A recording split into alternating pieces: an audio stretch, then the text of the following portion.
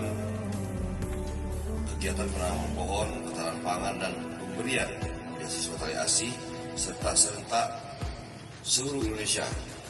Adapun pohon yang akan diberikan kurang lebih 1.000 pohon yang dilaksanakan oleh Polres Depok Utara.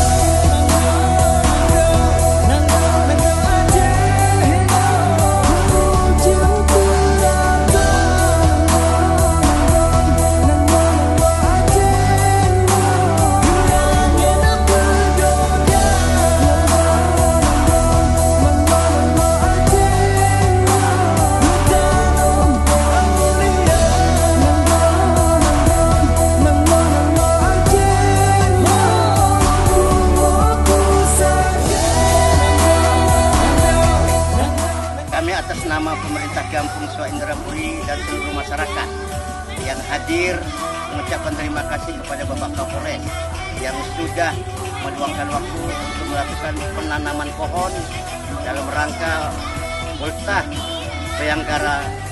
Sebelumnya saya berterima kasih kepada Polres Aceh Barat telah mengasih saya beasiswa.